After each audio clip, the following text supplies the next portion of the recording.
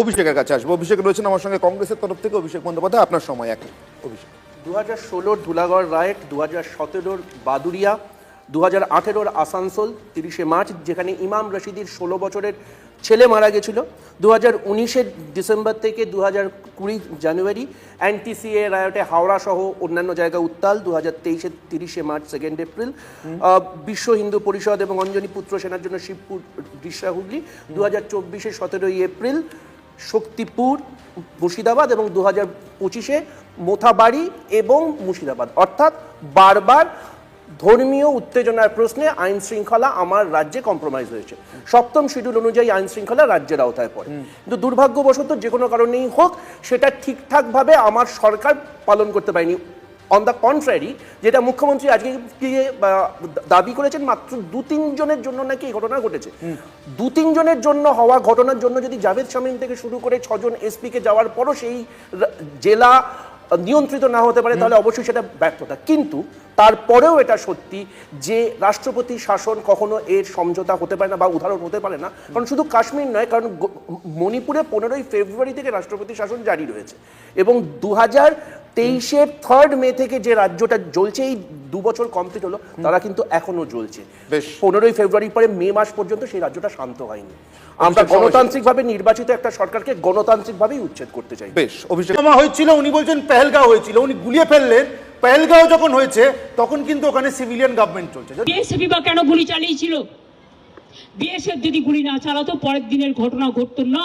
আমি অভিষেক এবং কলতান দুজনের কাছে আসবো, তারপর আমি অনির্বাণের কাছে যাবো। কারণ বিএসএফ নিয়ে তৃণমূল এবং বিজেপির বহু পুরনো দ্বন্দ্ব। অভিষেক, আপনার কি মনে হয় যাদেরকে হাইকোর্ট মোতায়েন করেছিল, কিছুক্ষণ আগে কলতানও বলছিলেন, তারা কি এখানে ভিলেন হতে পারে? মুখ্যমন্ত্রীর কথা তো মনে হচ্ছে তারাই ভিলেন।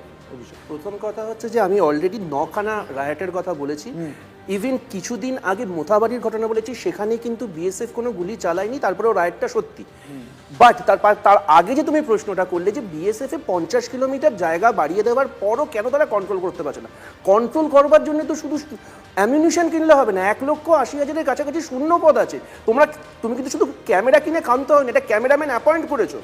এইটা হচ্ছে ইম্পর্টেন্ট। আরেকটা জিনিস যেটা একটু আগে যেটা নিয়ে আলোচনা হচ্ছিল, দেখো জম্মু অ্যান্ড কাশ্মীর পুলিশটা হচ্ছে স্বরাষ্ট্র মন্ত্রকের আন্ডারে, সেনাবাহিনীটা হচ্ছে প্রতিরক্ষা মন্ত্রকের আন্ডারে। এবার স্বরাষ্ট্র মন্ত্রক এবং প্রতিরক্ষা মন্ত্রক মধ্যে সমন্বয় নেই বলে আজকে জম্মু কাশ্মীরের পেহেলগাঁওতে যদি জঙ্গি ঢুকতে পারে, সেই একই ঘটনা কিন্তু 356 ধারা জারি হওয়া মণিপুরের ক্ষেত্রেও প্রযোজ্য। Last but not the least, Debashis Kargupta তোমাদের চ্যানেলে একটু আগে দেখলাম একটা খুব ইন্টারেস্টিং তথ্য দিয়েছেন। সেটা বলেছেন যে রাষ্ট্রপতি শাসনের সুপারিশটা বোধহয় এখনো হয়নি, রাষ্ট্রপতি শাসন জারি করার মতো পরিস্থিতি তৈরি হয়েছে। এই দুটো স্টেটমেন্টের প্রাথমিক পার্থক্য হচ্ছে গিয়ে মানে সাধারণ মানুষের বোঝবার জন্য, একটা হচ্ছে যে অফিসিয়াল তুমি একটা সুপারিশ করছো, রাষ্ট্রপতি তার ভিত্তিতে তার কগনিজেন্স নিয়ে তার সায়েন্টিফিক টেস্ট করবে। আরেকটা তুমি বলছো স্টেটমেন্ট দিচ্ছ, মানে কিশোর কোনটি আর কিশোর কুমার কিন্তু এক না, ঠিক সেরকম। আমি কলতানের কাছে যাবো। কলতান, তাহলে এই কোনটি এবং আসল এই তফাৎটা তো হয় তখন যখন আসলটা পাওয়া যায় না। তাহলে কি ধরে নেবো আসল 356 পাওয়ার সত্যি কোনো সম্ভাবনা নেই, সেটা করতে দেবেন না? জ্যোতিবাবু নিজের পার্টিরও বিরুদ্ধে যান, বলেন প্রত্যেকটি রাজনৈতিক দলের নিজের মত রাখার জায়গা আছে এবং এই মিটিংটা করতে না দিলে কল্যাণ সিং এর জনপ্রিয়তা বাড়বে। অতএব কল্যাণ সিং মিটিং করে ফিরে যান। কলকাতা শহর থেকে বিনা সমস্যায় বিনা বাধায় পুলিশ একবারের জন্য আটকায়নি, কল্যাণ সিংকে কোনো আদালতে ছুটতে হয়নি। অভিষেক, আপনার কাছে আমার প্রশ্ন, অভিষেক, কল্যাণ সিং 92 সালে 6 ডিসেম্বর কলকাতা শহরে এসে মিটিং করলে বেশি উস্কানিমূলক বক্তব্য পেশের সম্ভাবনা ছিল, নাকি শুভেন্দু অধিকারী মোথাবাড়িতে গেলে বা এই মুহূর্তে মুর্শিদাবাদে গেলে বেশি উস্কানিমূলক বক্তব্যের সম্ভাবনা? আপনার কি মনে হয়?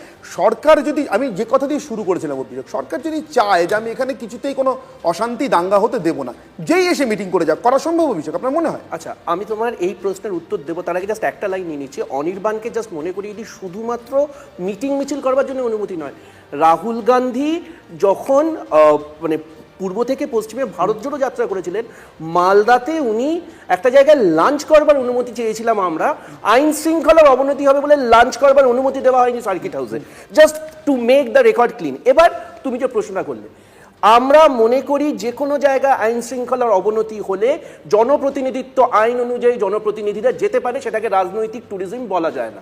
কাঠুয়া রেপের পর যখন কাকলি ঘোষ দস্তিদারের নেতৃত্বে তৃণমূল সরকারের প্রতিনিধি গেছিল, সিদ্ধার্থনাথ সিং সেই সময় উত্তরপ্রদেশের স্বরাষ্ট্রমন্ত্রী, তিনি বলেছিলেন এরা রাজনৈতিক পর্যটন করতে এসেছিল। আমরা সেই বক্তব্যের বিরোধী।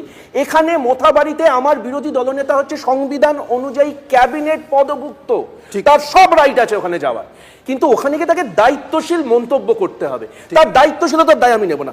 জাস্ট একটা কথা একটু অবরোধ জন্য জাস্ট একটা কথা বলি, Taslima Nasrin as on date Swedish passport মানে এনজয় করে 14 বছর ধরে। আমার বক্তব্যটা হচ্ছে খুব সিম্পল। সিএ অনুযায়ী যখন সিএ হয়েছিল আমরা বারবার বলেছিলাম যে ধর্মীয় আগ্রাসন শুধু ধর্মের ভিত্তিতে হয় না, একই ধর্মের মানুষ অন্য ধর্মের মানুষকে স্থানচ্যুত করতে পারে। তখন আমাদেরকে বলা হয়েছিল এটা হিন্দু ধর্মের ভেতর বিভেদ করবে। না অভিষেক, আমি আপনার কথা একটু কাট ইট শর্ট, না একটু কাট ইট শর্ট। না আমি একটা কথা আমি পরিষ্কার বলে দিই, অন্য কোনো ধর্মের লোক যদি ইসলামিক ধর্মের কোনো লোক ভারতবর্ষের সিটিজেনশিপ চায়, তার জন্য কিন্তু প্রভিশনস রয়েছে ভারতবর্ষের আইনে।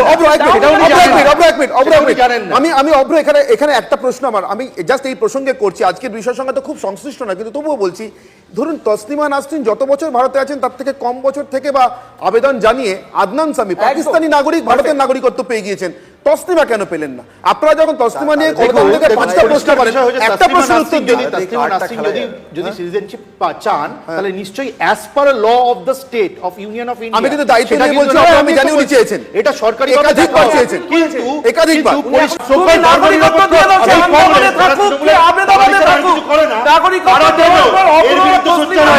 আমার তো প্রশ্ন রইল, কেন আমি দীপাঞ্জন বাবুর কাছে যাব, প্লিজ প্লিজ আগে করি, অভিষেক কংগ্রেস কি করছিল? অভিষেক আমি দীপাঞ্জন বাবুর কাছে যাব। দীপাঞ্জন বাবু